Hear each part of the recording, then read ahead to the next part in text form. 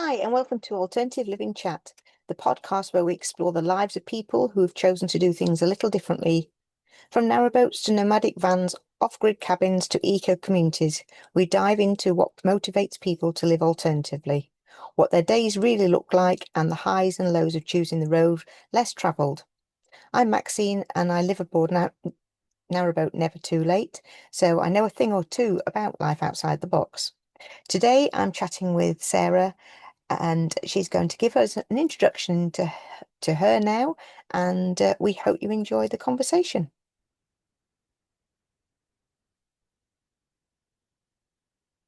Right. So, Sarah, if you can just introduce yourself and tell everybody a bit about you. Well, first of all, it's an absolute delight to be talking to you today. And also that my hay fever symptoms have abated somewhat because the last 3 or 4 days have been like hay fever from hell. But hello to everyone listening. I'm Sarah Kent. I am on a narrowboat now. That has not always been my story, but I've been here um, on a 58-foot boat on my own. Well, I have a first mate, a ship's cat, but it's a single handling in essence for the last 2.5 years, whilst running an online business, which has presented logistical challenges a lot of the time, as much as being on a boat can present a lot of logistical challenges. Yeah, I can imagine. So have you whereabouts? Because we've just been talking. You're on the Trent and Mersey, aren't you, at the moment?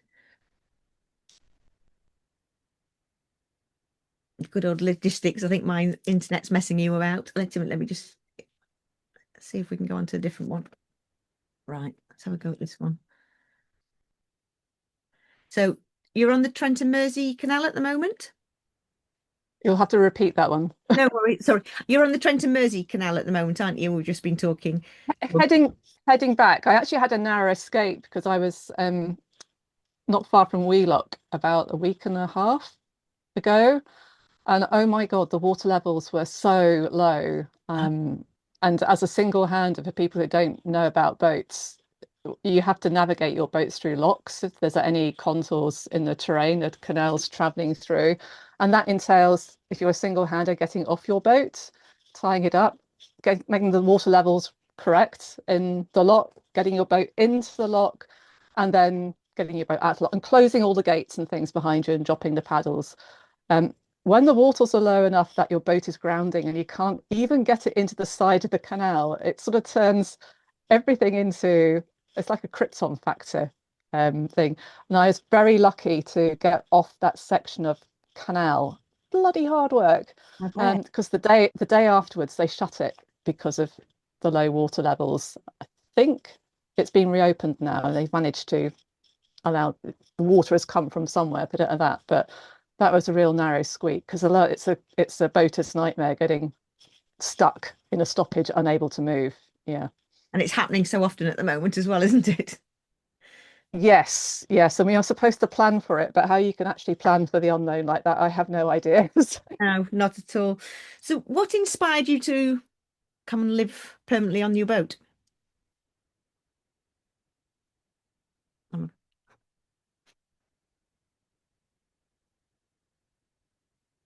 Hopefully I've just come back because I'm having a nightmare with my Wi-Fi now. Right. Hopefully you've just come back up. I'm having a nightmare, typical with the Wi-Fi. What what inspired you to come and live on a boat? Um, Lots of things. So back in 2008, I I used to be a runner, a long distance runner, and I'm always curious about what's possible. Um, because a lot of that we tell ourselves a lot of lies and stories, to be quite frank, about what's possible for ourselves. Um, and I mean, I get really bad hay fever, I get allergen-induced asthma, I've got wonky knees, I can't run fast because of all that. But nonetheless, I thought, well, how can I do well at running? And so I worked out that I could actually run really long distances, but quite slowly. So, if I had hay fever, it wouldn't matter because I wasn't going fast enough to really have to breathe too hard. And so I ran the Grand Union Canal Race, which is 145 miles non-stop from, well, Gas Street Basin in Birmingham all the way to Little Venice in Paddington in London. I Well, I mean, the race itself is another story, but I loved being alongside of the canal and I was so intrigued by the boats. And I just assumed at the time that they were like caravans, which in the UK, let's face it, is mainly a spring, summer, autumn Yeah. weekend trip or maybe an extended stay thing. And in the winter, they're just left somewhere and then they're brought back to life in the next spring. Um, and I just really loved exploring. I've loved living close to nature, despite the fact I get hay fever. And that was just the curiosity for me. And then back in 2020, during the pandemic, I think a lot of us had the opportunity to really sit down and think about, is my life really working? And if not, well, what can I do about it? Well, my life wasn't working at that time. I was on the verge of burnout. I was working in a science role. I started in astrophysics and I ended up in meteorology because I love travel and there's weather everywhere. But I couldn't balance the 50 plus hour week, which is interesting, with the work that I loved, which was coaching and doing healing work, and making what was for me the difference that I'm here to make. Um, and so I thought, well, if this isn't working, I know it was not sustainable because it was going to at some point affect my physical and if not my mental health. Yeah. So I said, okay, well, if I could live a nourishing life, what would that look like? And I mean, this took time. I didn't just do this over a cup of Yeah. tea, don't get me wrong. I started it over a cup of tea, but it took some time. And I wrote down a list of all the things that I knew that I loved, all the things that I wished would be present, that would have to be present actually in a life which nourished me. And then my then next door neighbour said, I'm going to buy a narrowboat and live in it. And I said, what? You could live on narrowboats? And I then spent a lot of time doing research and lurking in Facebook groups, as you do. Yeah. Um, and living on a narrowboat, for all its challenges, let's face it, ticked a lot of the things, nearly all of them, in fact, on my nourishing life list. Yeah. Um, so I thought, well, what the heck? What am I here for, ultimately? I know I'm here to make a difference, and I certainly wasn't making the difference I wanted to make as a weather forecaster. So I resigned.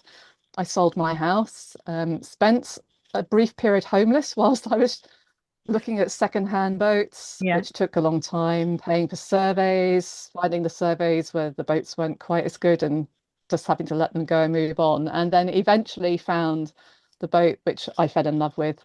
They say the boat chooses you as well, actually, and They do. this one pretty much did. It's a bit like if you find a house that you know that you want to buy, it's slightly scary because you're immediately worried, A, can I afford it? And B, is anyone else going to put an offer in Yeah. before I do? And that's what happened with the boat that I'm on. I had to wait a little while for it to get it in the water in the right place, basically. But so 2.5 years ago, just over that now, Yeah. live aboard full time. Um, and yes, I do love it. And yes, it's challenging often. I won't say every day, but every day often throws there's I find there's very little downtime for me mentally as a single handler because if it's not something about my business and internet, it might be something about the boat or I mean I've learned how to maintain the diesel engine. So it's like, is that the same sound it was making as last time I'd started it? Or is the exhaust looking a bit black and smoky this morning when I started it?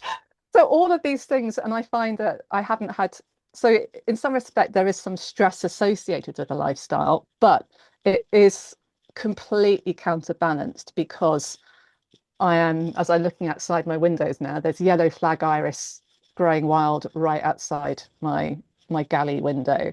Yeah. There's goslings that come up and down outside the boat in the evening, still cheeping away, they're not honking yet. Yeah. It's just absolutely glorious. Um, and I wouldn't, it's easy I'm fit and I wouldn't want to go back to living on land. And that's an easy thing for me to say whilst I am still fit, of course. So Yeah. um, Yeah. yeah, I just kind of wish I'd discovered this lifestyle 10 years ago. Yes. Yeah. Yeah. And I could have had more of it. Yeah, that's it. So what would you say has been, what is the part that you love the most in total of living on your boat? It's being completely in sync with the rhythms of nature. Yeah. Um, I mean, I spent decades as a meteorologist, so I'm naturally switched on to what the weather is doing anyway, which is an advantage. Yeah.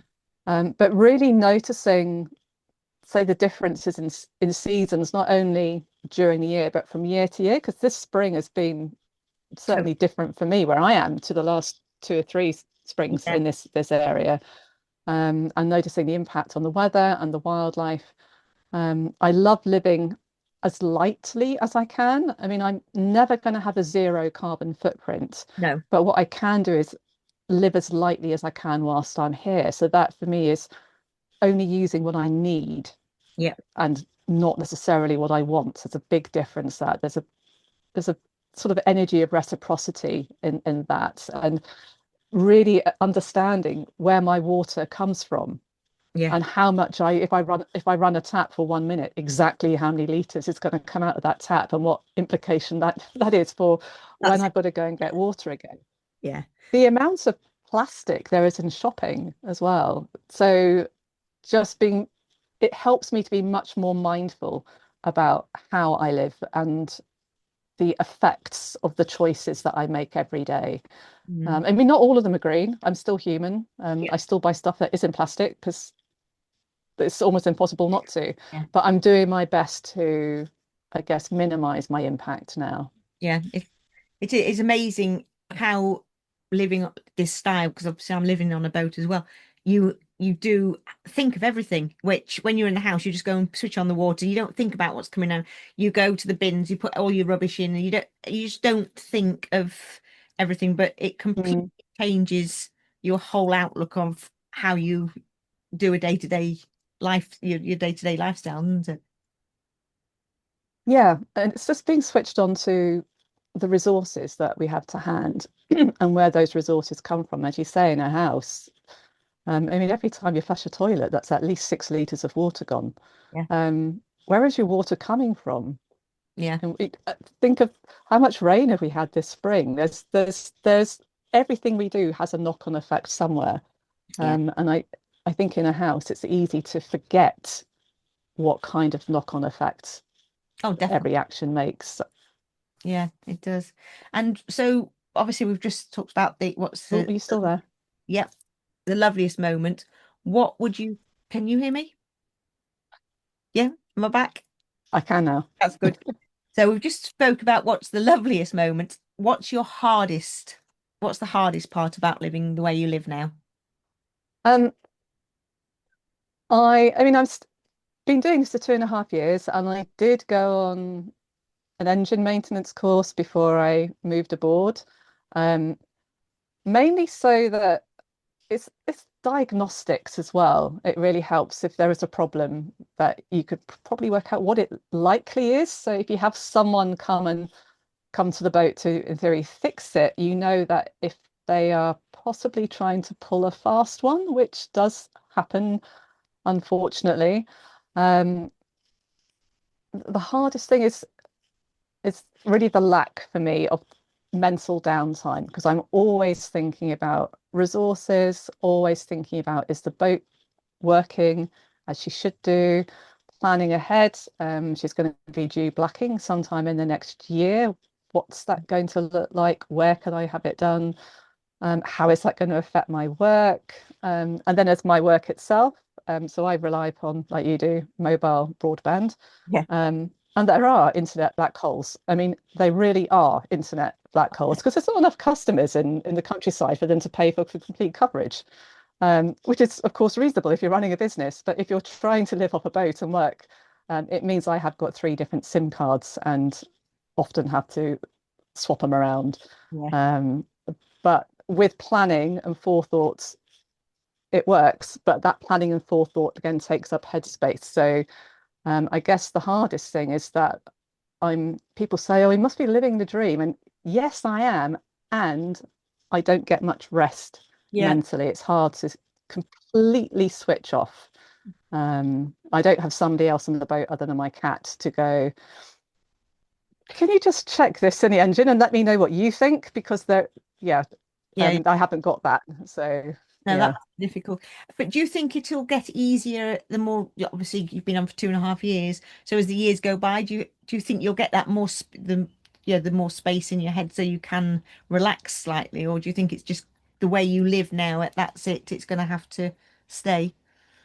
I don't know. Ultimately, I've chosen to live this lifestyle. My boat is going to continue exactly as she is. At some point there'll be issues with paintwork. The engine will break down at some point. The rudder might come loose. There's 101 things. The only thing I can control is my response to the events.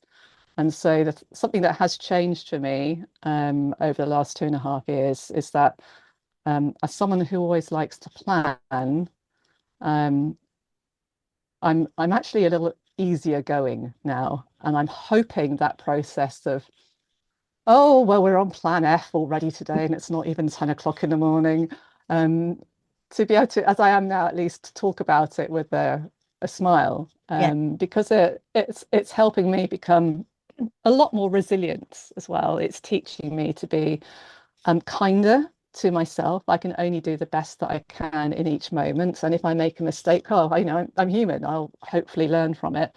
And hopefully other people can learn from my mistakes as well. It's always better to learn from someone else's mistakes if you can. So um yeah, so hopefully I will be going with the flow with more grace Yes. over the years. Whether that will actually happen, only time will tell. Don't know until you're there, really. So, what does a typical day with for yourself? What's a typical day in your lifestyle, your life now? Well, I work 3 days a week, or three and a half, Yeah.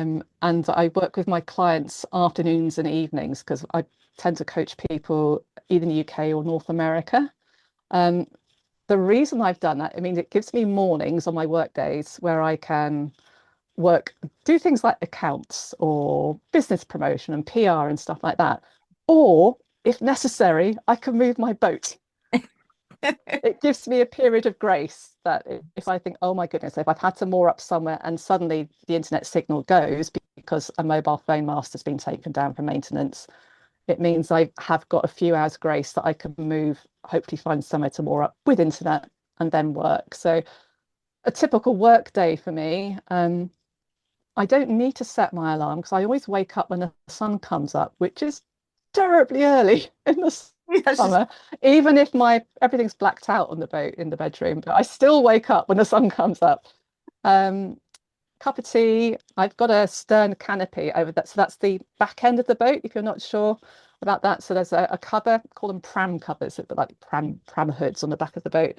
So I have a cup of tea outside in the first thing in the morning, and then come back and pretty much from the word go, I'll be doing business admin on the work day and then coaching in the afternoons. I always go for a walk at least an hour a day, so I always explore the local area, um, and stop work 8 or 8:30 in the evening, read and to bed. But if it's a proper day off, well, they're not day offs, they're boat days. They're work days or boat days. Boat days. Um, with my hay fever, I like to ideally get up, crack a sparrows, and be moving the boat when there's still dew on the ground. The canals are quieter. yeah, And for me, it's the best part of the day. There's more bird life still around, and there's a certain magic about moving first thing in the morning. yeah. And that means I can either do a really long day leisurely, or I can just have a short move, and then I've still got time if need be to um, go and explore, walk to the shops, or do things like, when was the last time I checked all the bolts in the engine bay? I can, Practical. I can, yes, I can get on with the boat jobs like that. So yeah, so that's not really a typical day, but that's like a boat day, and then that was a work day. Yeah. Yeah, that sounds very, very interesting. And do you think, is there anything you really miss from when you were living on land? Oh, now I've never been a person who would bath regularly. Don't get me wrong, I have a shower. Yeah. Um, but every now and again, and often actually when I'm feeling a bit stressed because there's so much to do, I know that having a bath physiologically helps my body to unwind and it helps my mind to switch off a little bit and just be really in the moment. Um, and actually, sometimes if I've had a day moving the boat, there's been a lot of locks. You need it. It's just really nice too. And so, if I could kind of teleport myself to a beautiful bed and breakfast, which has got a bath, I'm like 5'11", a bath long enough for me to lie down in and float in, ideally, that would be bliss. So I miss having the option of Yeah. having a bath, but it's still once in the blue moon thing for me because I mean a bath can contain 200 liters of water, Yeah. which is So, mind-boggling if your yeah, water tank's only 400 liters. that's it. 2 baths a week and nothing else. Yeah, that would be it. Yeah, but that's about the only thing. And what do you think is the biggest lesson that you've learnt since being aboard?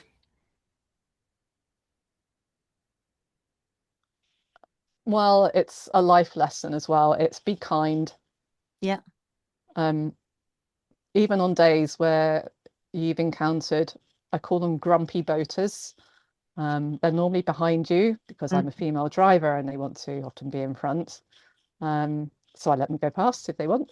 Yeah. Um, so it's just to be kind because I have no idea why they're grumpy. Yeah. And to help people wherever I can because there is, in my experience, this thing called canal karma. Um, because if you've paid someone a good a good deed, Yeah. even if you don't see them again, they may have mentioned you to someone else. Because people, if they don't remember you, they'll remember the boat. This is the thing, or the boat name. Yes. And there is the most amazing boating community. If you know the right places to reach out to, there is actually always support available. So although I'm a single hander, Yeah. there's a couple of Facebook groups I know I could put a post into, and there would be immediate support for me, which is absolutely amazing.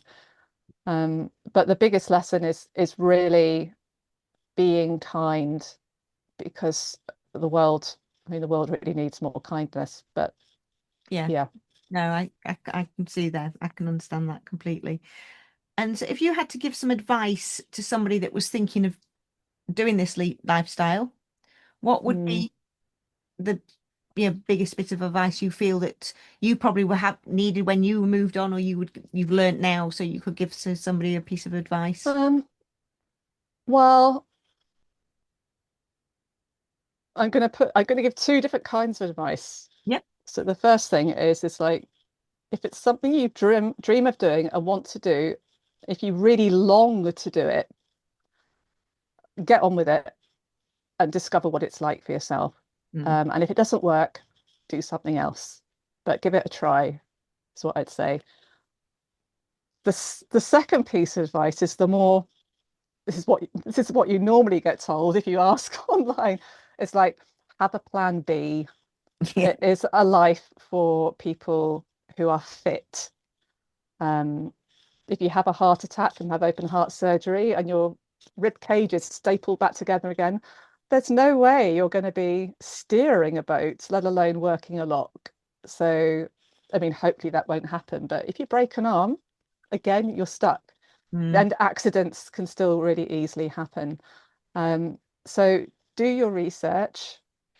Um, lurk in some Facebook groups for a couple of years and learn from all the other newbies that are moving on to boats, then going, oh, wish I'd known that. So learn. There's you've got huge opportunities to learn online.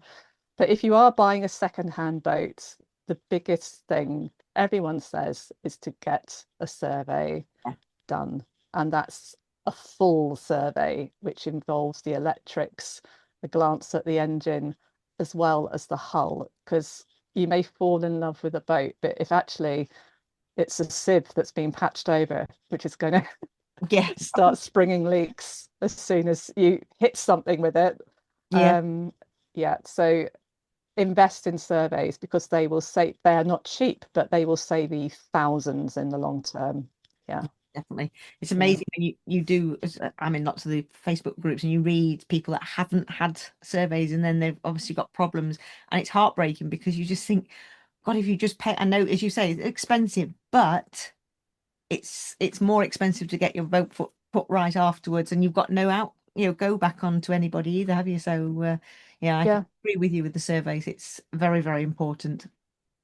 Oh, I've lost you again. Oh, and I come back. You did freeze and then come back, so hopefully that's. Can you hear me now? Nope. Can you hear me now? Am I back?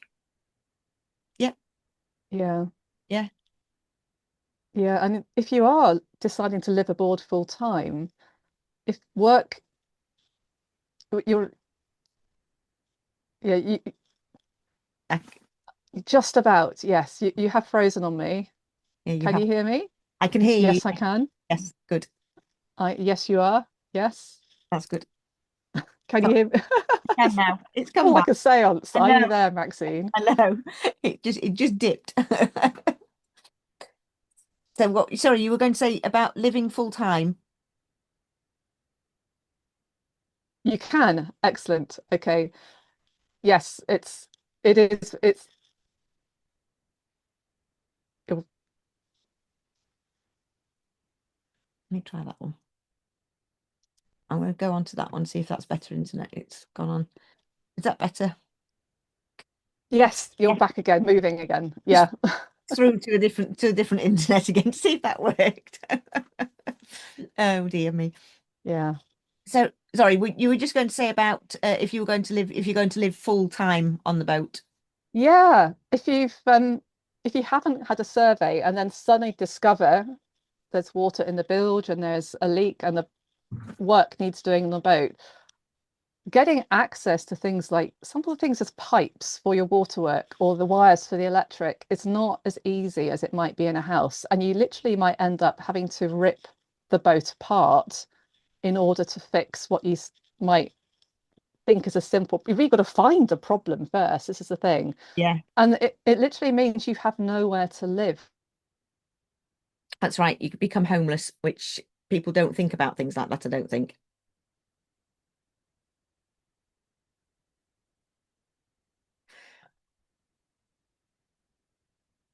I think I've lost you again. Catch most things, but I mean, pipes can burst at any time. She says, touching wood, hopefully Yeah, not. And it will always be a challenge to find a leak if you have got on the boat. It's easy enough to know if you've got one, but finding where it's come from is a different matter entirely.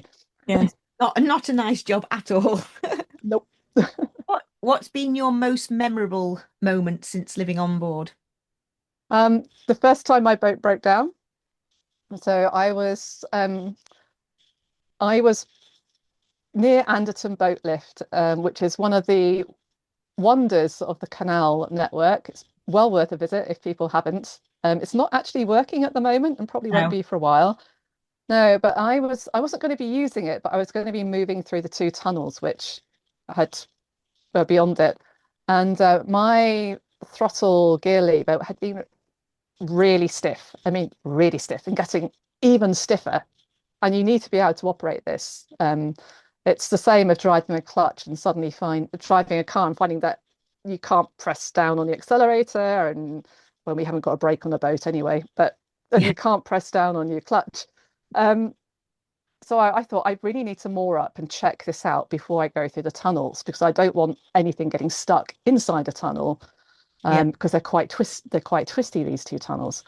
So I did my normal thing of mooring up. I slowed the boat down. I put a little blip into reverse, and then I thought, oh, I need to just blip it forwards again, just so I could swing the bow right into, swivel the stern into the bank and hop off with the rope. So I hopped off with the rope, and then I realised, oh, the propeller is still moving. So yes, the gearbox had got stuck Oh, in forwards, although I'd moved the thing back to, and it wasn't a case of a cable. But anyway, I was standing on the bank now with my boat too far away for me to leap back onto it. outside in the winding hole outside Anderton boat lift. And you can't hold my boat's only 17 or 18 tons, but even if they're moving slowly, there's no way I can hold a boat. So it's just a case of thinking, oh well, this is a floating rope. I wonder how long it'll float for. Because as a single hand, and my ropes are long enough that they extend beyond the stern of the boat. So if they sink, they would wrap around the propeller, which shock loads the engine and makes it stop quite quickly, which is not. Not So good. I was left stand. I had to let go and watching my boat beavering off by itself, Oh my goodness. thinking, oh well, what do I? All I could do is to stand and watch. And luckily, because I was swinging the stern in, she actually moved in a circle, not a complete circle, but she ended up on the far side of the winding hole. She buried her bow in the shrubbery that's over there. The propeller is still slowly turning, and I can see the rope floating. And I'm thinking, I need to get over there and get that rope out of the water at Yeah. the very least, because then it will save me thousands of Yeah. pounds, possibly on an engine and gearbox. So I had to cross the canal. Luckily, there's bridges there. But even then, the rope was on the other side of the boat, which I was. So I had to strip off as much as was sensible, get in the canal Oh my goodness. and or the winding hole. And if anyone, I mean, really don't do this to just discover if what I'm saying is true, but the bottom 8 inches at least of a canal is silt, Yeah. which means if you push your foot into it, you just sink. There is no walking through a canal. You have to kind of crawl doggy paddle type thing if it's shallow. It's Nice. Anyway, I managed to retrieve the rope, but I couldn't get back on the boat because the end of the boat that would get back on is the stern Yeah. and the propeller is turning. Now, if I slipped doing that, my foot would go or leg would go underneath the back of the boat and likely hit the propeller, which is, I mean, the propeller wouldn't mind, but it really would not be good for my No. foot or my leg. So, and this is Anderton Boat Lift. It's one of the most public spots you could Yeah. possibly break down like this on. So there are now CRT people wandering out going, what is going on? So I managed to get them, I managed to get a centre line out and I said, please, could you at least hold the boat so she doesn't do anything else and go anywhere else? Um, and we had to wait for another boat to come past. I went to the other side of the towpath side of the canal, managed to flag, and this is me, I'm soaked. Flag down a boat saying, can I just get on so I can use you to get onto my boat so I can turn the engine off? Yeah. Um, and once I'd done that, the propeller had stopped turning and it simplified matters because we'd removed the biggest hazard, which is this little mincing machine on the back of your boat. So, and we towed her over to back to the towpath side of the canal. Um, that my rescue boat had a good laugh at my expense. And I was still like, oh my God. And they went off through the tunnels. Bless them. I really can't. I've made a note of their name. I can't remember it off the top of my head. And yeah, then I called in engineers to fix it, which didn't go to plan either. But that's another story in itself. So Yeah. that's the most memorable moment. And it was a fault with the gearbox selection, the gear selection lever, which can only go forward, Yeah. neutral, or backwards. It had just got jammed. Oh wow. Well, it's Yeah. definitely that Um, it was- wow.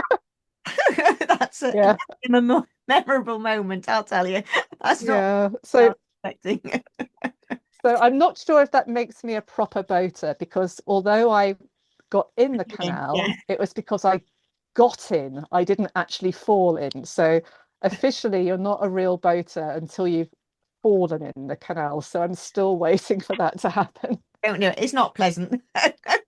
No, Oh dear. no. So just it's been absolutely amazing talking to you. And the last thing I always speak to everybody is what three words sum up your lifestyle and your alternative living now? Challenging, Mhm. and that's a good thing as well. I mean, I because it brings out the best in me. Um, and it can cause a bit of stress as well, but challenging.